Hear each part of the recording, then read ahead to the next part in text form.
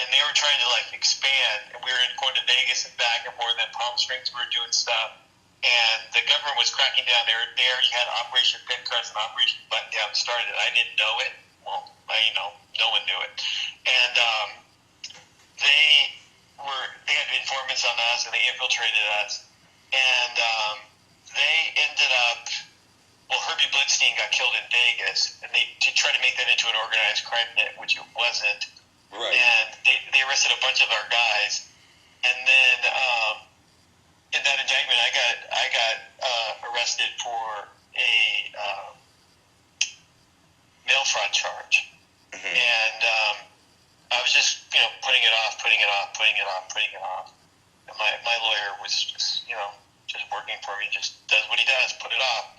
Right. And then I started traveling to New York on my own, just traveling with some of the girls too. And then I was meeting with Colombo guys, and I went to Rhode Island. I met with some of those guys there, and I was just trying to put together like a bigger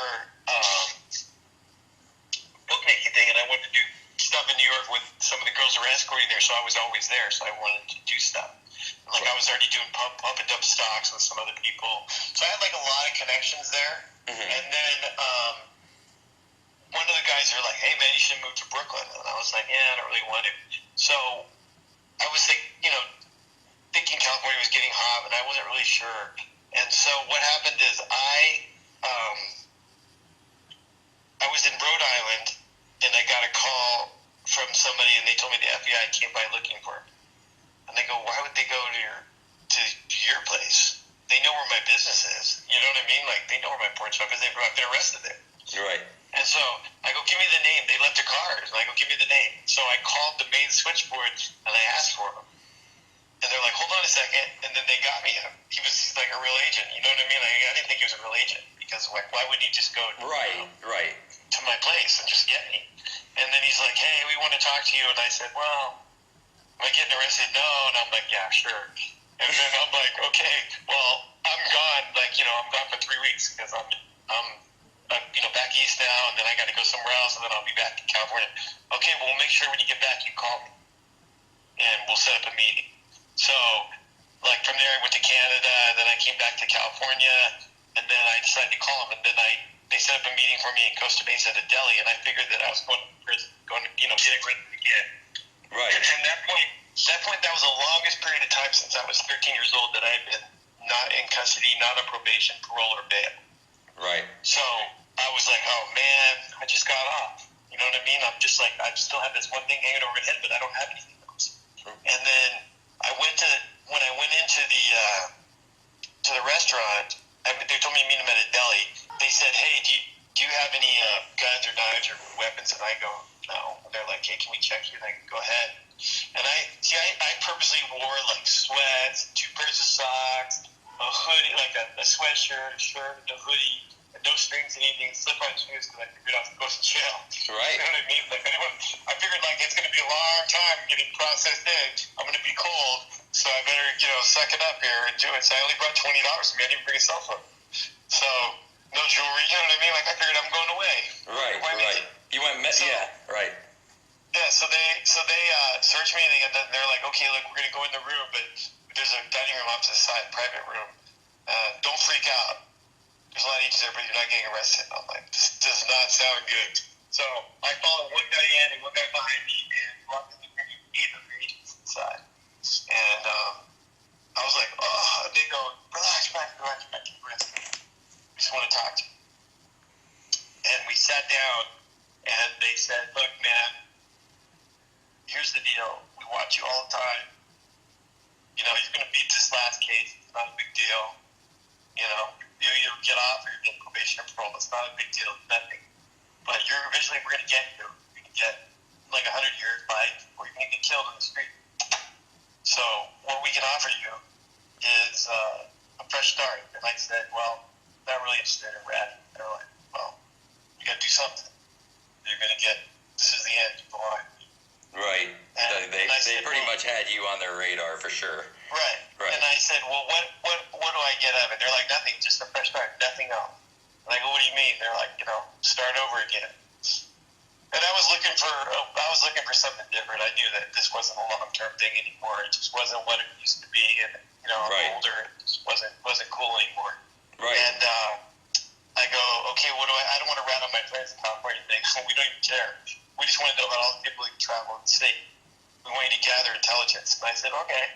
So were they more interested in the New York people at that point? Yeah, and some other people in different towns. Right. And I said, well, how long is this going to last? And they said 6 months to a year tops. And I go, okay, I'll do it. And they're like, you don't want to talk to anyone? You don't want to talk to a lawyer? And I'm like, heck no. He's pretty dirty too. No way. And so I said, okay. And they told me 6 months to a year. And it didn't turn out to be. It turned out to be 8 more years. But whatever. Right. So under that capacity, were you pretty much? I always think in a situation like that, it would be pretty difficult because they're watching you, or obviously you're collecting evidence at different times to report back to them. Is there any time where you're almost get immune to it and you forget that, and you're still operating? No, I didn't. I wasn't. I basically stopped committing crimes. Oh, okay. I got you. The crimes I committed were like bookmaking stuff, and I gave them the money. Oh, okay. Right on. And all the money that I used was money that I had coming in from my businesses. Okay, which were legitimate. Yeah. Right. Right, yeah. That's the only money I had. But I wasn't, even the bookmaking money, I just turned it over to them. Right. So, and then, when you were, the stuff that you were basically reporting back to them, was that just, obviously you made acquaintances, or if you want to call it friendships or whatever, with various people on the streets, where you just basically just kind of gathering intelligence through conversations and... Yeah, and then people always wanted me to participate in stuff. Right. And then, so I would go back to them, and then they would tell me, hey, yeah, go ahead and do it, and then do this, and then I would do it, and then I'd turn in the money, or whatever. Right. And move on, And that was the capacity. Obviously, at some point, through Teddy Persico wanted you to be involved in a hit, right? So, what happened is I decided they wanted me to move to Brooklyn, and so I was going to move to New York. I didn't know that I really wanted to live in Brooklyn, right? Per se. I was thinking more Manhattan, but whatever. So I told the FBI I'm going to move to Brooklyn.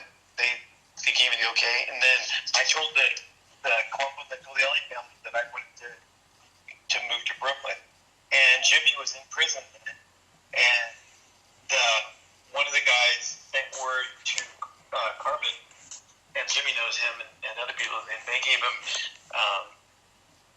gave permission. He became part of Teddy's group. Teddy was in prison. Right. He was supposed to be in prison for 24 years, so another 5 or 6 more years, 7 years more he had to go. Mm-hmm. And I was operating already in New York, and I was hanging out with Eddie Garofolo, and I would go do stuff with him, and I would hang out with Craig Marino and John Bonanza, Capo and the Casey family, and then all of a sudden they changed the Rockefeller laws, and Teddy was getting out after 17 years in prison. And at this point, obviously you've never met him, or he was in prison all the time. Right. Yeah, I talked to him, but I never met him. Right. And then, what happened is one night, one afternoon, I was with Eddie's uncle, and Eddie kept calling me, and he's like, I got to meet you right now, pick you up from your house. And he picked me up, and he goes, we're going to a restaurant.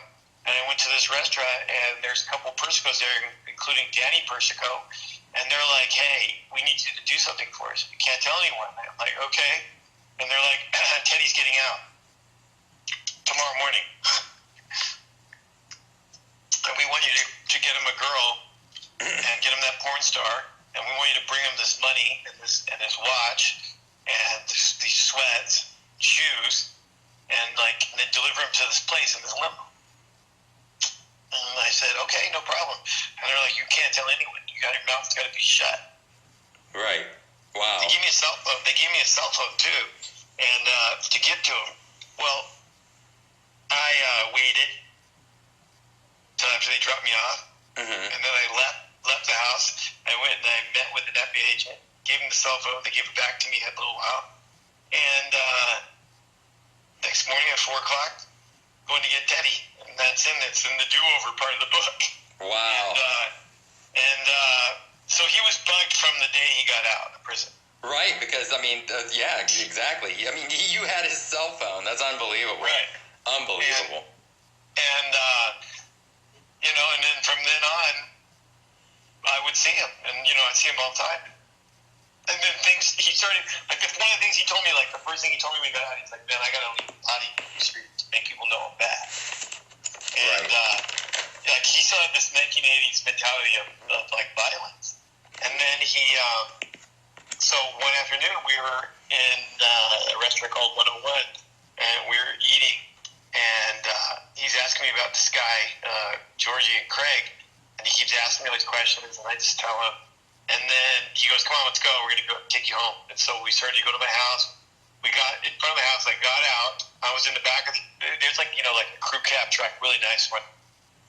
And I got out, and I started walking towards the front door, and he yells back, get back in the truck. We got to go do something. And so I'm like, uh-oh. And so I get but I'm in the back still, so I'm good. I'm sitting behind him. And then Eddie's driving. And he goes, we're going to my mother's house. And he gets on the cell phone, and he starts calling. He calls his brother. He's like, bring my gear. Bring the gear. Meet me at my mom's house. Then he calls another person. Call that Craig up. And then, really, I was recording everything, so I'm going to be quiet. Talk over everything. And then, so we're driving. We go to his mother's house. And while we're there, Craig decides that he doesn't, he's smart. He doesn't want to go there. Right. He probably sensed something. Yeah, he doesn't want to go anywhere near this. So he's like, oh, I'll meet you at 101 at the restaurant. And so meanwhile, Teddy's brother brings over the gun. He's with his kid, Frankie. And he brings over a box of guns. And they start handing them out. Teddy gets one, Armin and Frankie have theirs. And then they're telling Teddy that they're dirty. Teddy's getting freaked out. What kind of gangster keeps like a dirty gun? You idiot! Like blah blah blah blah. And he tells his brother, "You take off your socks, Frankie. You drive. You clean." And like use the socks as gloves. So we're at his mom's house, and like Eddie's got to go to the bathroom real bad. His mom's like talking me up. Another's taking pictures, giving me water, and Teddy's like freaked out and kill someone. I mean, it's like a surreal picture. Wow. It's just like for real, really happening. Right. I'm thinking about I got to tell the FBI because I'm not supposed to be involved in any kind of violence. Yeah, much less somebody getting whacked out. Right. Right. This is like going to be a murder. And then Teddy goes, get a gun. And I look at the box and I'm like, and I was like, wanted to get a gun because I wanted to be able to stop this and intercede if I have to. But I look in the box and there's guns, but there's no bullets for them. They don't fit. He's like, you can't make them fit. And I'm like, no, it doesn't work like that. Make them fit. Right. That's exactly basically what he wanted me to do. And I go, I can't do it. So he goes, you got your knife? And I said, yeah. And he goes, use it. I'm like, oh, this sucks. So we get in the car, and his other brother calls him from the restaurant and says that the kid's coming there. Craig coming there. So we're driving in the car. He's like, all right, man. So you're going to be back by the restaurant, and I'm going to take the guy down by the water, and anyone's running your way, you take care of him.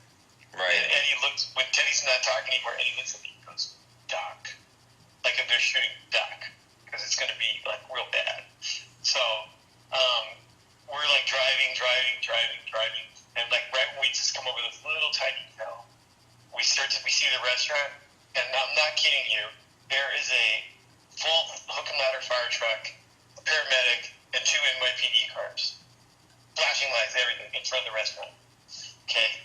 He's freaking out. He's like, we're not even done anything yet. The police, the ambulance is already here.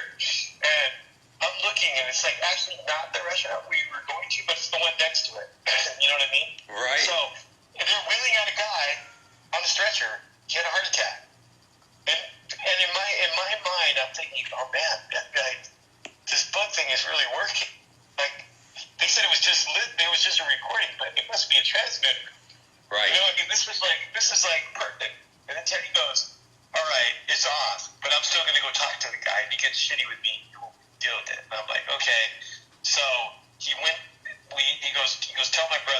okay. So I get out of the car, and then he goes, keep your eyes open. I get up, down to the restroom. I'm talking to his brother, Danny, and I look across the street, and I see his brother and that kid, Frankie, with socks on their hands, standing across the street. And I'm like waving to him, it's off, it's off. I go over there and talk to him, I'm like, hey, Teddy said, go home, it's over. He didn't tell us. We're still doing it. And I'm like, oh. So I go over and I tell Danny, and he runs over there and gets rid of him.